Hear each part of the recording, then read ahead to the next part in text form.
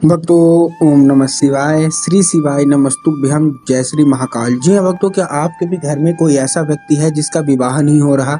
आप लोग बहुत ज़्यादा परेशान हैं उसके विवाह को लेके कि आखिरकार उसका जो विवाह है वो हो क्यों नहीं रहा।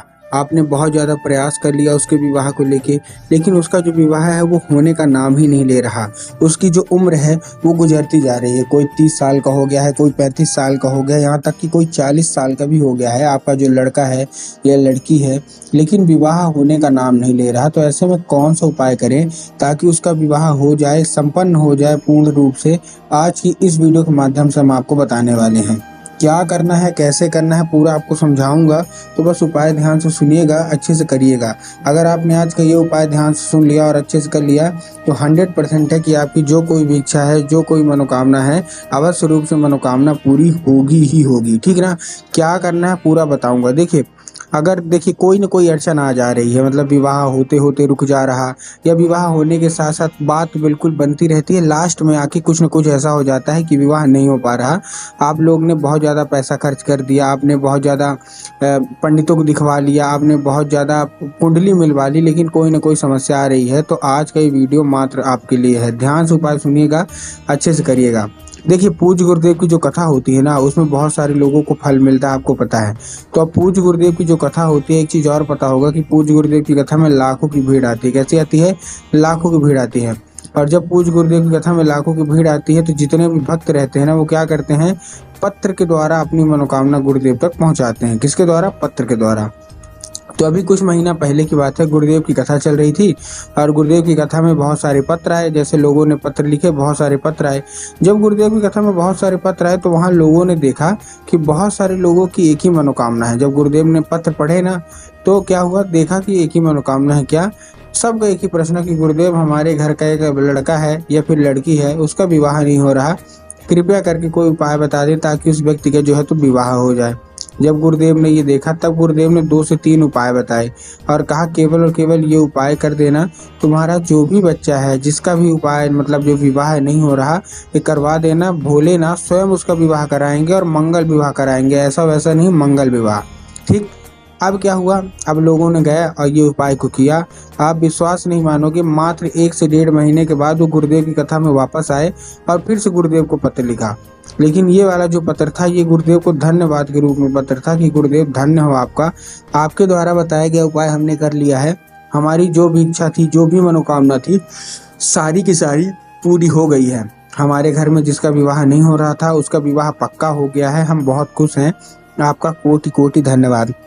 तो देखिए, अगर आपको भी जानना है ना कि आखिर ऐसा कौन सा उपाय है जिसको करने मात्र से लोगों की सारी मनोकामनाएं पूरी हो जाती हैं, विवाह उनका पक्का हो जाता है, तो चलिए हम बताते हैं आपको आज की इस वीडियो के माध्यम से। तो उपाय पूरा सुनिएगा, अच्छे से उपाय करिएगा। लेकिन अगर हमारे चैनल पर पहली बार आए हैं तो वीडियो कर दें लाइक और चैनल को भी कर लें सब्सक्राइब, ताकि पूजनीय पंडित प्रदीप जी मिश्रा के रोज नए नए उपाय जो कि मैं उनकी कथा से सुनता हूँ, श्रवण करता हूँ, सबसे पहले मैं आपको प्राप्त करा सकूँ। ठीक। तो देखिए, जो हमारा पहला उपाय है वो 11 लाल फूल का उपाय है। लेकिन 11 लाल फूल से पहले मैं एक उपाय और आपको और बताना चाहूँगा। जितने भी लड़का हैं, जितने भी लड़कियाँ हैं जिनका विवाह नहीं हो रहा, आपको करना क्या है, वो 11 लाल वाला फूल मैं दूसरी बार में बताता हूँ, पहले मैं दूसरा उपाय बताता हूँ। ठीक ठीक है। इस उपाय में आपको काली मिर्च चाहिए। कितनी काली मिर्च चाहिए आपको? 3 काली मिर्च चाहिए और 1 धतूरा चाहिए। क्या क्या चाहिए फिर से समझा रहा हूँ, ध्यान सुनिएगा। 3 काली मिर्च और 1 धतूरा। ठीक, ले लिए। काली मिर्च और काली तिल में ना बहुत सारे लोग कंफ्यूज होते हैं कि हमको काली मिर्च लेना है कि काली तिल लेना है। तो गुरुदेव ने साफ साफ बताया कि आपको काली मिर्च लेना है। ठीक, ले लिया आपने। लेने के बाद आपको करना क्या है, जैसे आपने ले लिया, लेने के बाद आपको एक काम और करना है। क्या करना है? आपको ध्यान से लेना है। उसके साथ एक जो धतूरा है उसमें भी ध्यान रखना है कि धतूरा कहीं से कटा फटा नहीं होना चाहिए, कहीं से खंडित नहीं होना चाहिए, कहीं से भी खराब नहीं होना चाहिए। ठीक, ले लिया आपने धतूरा। अब क्या करना है, देखिए जैसे आपने ले लिया ना, लेने के बाद आपको पहुंच जाना है सीधे सीधे शिव मंदिर। आपका जो बच्चा है, लड़का है लड़की, भेज दीजिए शिव मंदिर। शिव मंदिर पहुंचने के बाद आपको उसको क्या बोलना है, जैसे शिव मंदिर पहुंचे आपको बोलिए कि आप दक्षिण दिशा में खड़े हो जाइए और उत्तर की ओर चेहरा कर लीजिए। अब देखिए, दक्षिण और उत्तर जो समझ गया उनका तो ठीक है, लेकिन बहुत सारे ऐसे लोग हैं जिनको दक्षिण और उत्तर ना समझ में नहीं आता। तब गुरुदेव ने साफ साफ बताया है कि आप जिस भी शिव मंदिर जा रहे हैं उस शिव मंदिर का जिधर साइड जलाधारी होगा आपको अपना चेहरा उधर साइड करके खड़े हो जाना है। ठीक, खड़े हो गए। अब आपको क्या करना है, श्रम्भेश्वर महादेव का, ध्यान से सुनिएगा, श्रम्भेश्वर महादेव का नाम लेके क्या करना है, श्रम्भेश्वर महादेव का नाम लेके चुपचाप अर्पित कर देना है बस। पूज्य गुरुदेव कहते हैं कि अगर आपने श्रम्भेश्वर महादेव का नाम लेके अर्पित कर दिया तो आप खुद ही देखेंगे कि जो कोई भी इच्छा है, जो कोई भी मनोकामना है, सारी की सारी पूरी होगी। और जो विवाह नहीं हो रहा, मात्र 1 से 1.5 महीने के अंदर आप खुद देखेंगे कि विवाह पक्का होने लगा है और जैसा चाहते हैं वैसा विवाह होगा। ये था हमारा पहला उपाय। ठीक, अब हम चलते हैं 11 लाल फूल वाले उपाय में। इस उपाय में आपको क्या करना है, दिन में लड़के लड़की का विवाह नहीं हो रहा ना, ये रामबाण उपाय मैं आपको बता रहा हूँ, इससे आपका पक्का होगा ही होगा। इस उपाय में 11 लाल फूल लेना है आपको।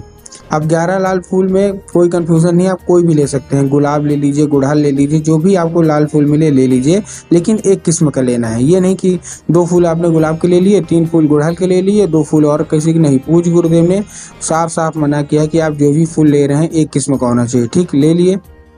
अब लेने के बाद आपको देखिए करना क्या है, जैसे आपने ले लिया, लेने के बाद आपको पहुंच जाना है कहाँ, जैसे आपने लिया फूल, पहुंच जाना है लेके सीधा सीधा शिव मंदिर।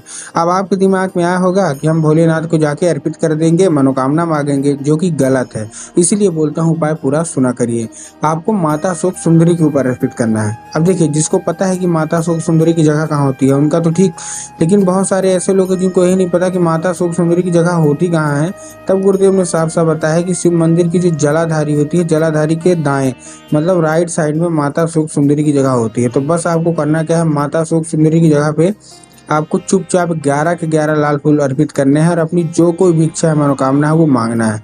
पूज्य गुरुदेव कहते हैं कि अगर माता शोक सुंदरी को आप प्रसन्न कर लिए तो आपका विवाह आपके मुताबिक नहीं होगा, जैसा माता शोक सुंदरी चाहती है वैसा होगा, मंगल विवाह होगा, जैसा आपने सोचा भी नहीं होगा ना वैसा विवाह होगा। तो बस आपको ये उपाय अवश्य रूप से करना ही कर रहा है। ठीक, ये था हमारा दूसरा उपाय।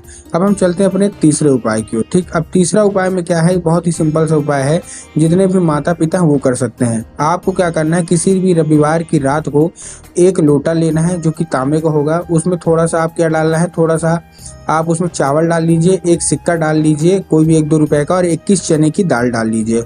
डालने के बाद आपको उसको लाल कपड़े से ढक देना है रात को। ठीक, भगवान भोलेनाथ के सामने, अपने घर के मतलब जो मंदिर है, घर में जो भी शिवलिंग है, फोटो है, उसके सामने 1 लोटा, 21 चने की दाल, 1 सिक्का और 1 सुपारी ले लीजिए बस, और थोड़ा सा चावल डाल लिए और लाल कपड़े से बांध के ढक दिए।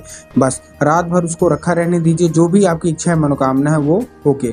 अगले दिन अपने बच्चे के हाथ वही लोटा किसी भी पंडित को या किसी भी ब्राह्मण को आप दान करा दीजिए। पूज्य गुरुदेव कहते हैं कि ये दान बहुत ही बड़ा दान माना जाता है। अगर कोई रुकावट आ रही विवाह में तो अवश्य रूप से हट जाएगा, कोई भी दिक्कत नहीं होगी, और मात्र 1 से 1.5 महीने के अंदर आप देखेंगे उसका मंगल विवाह होकर ही रहेगा।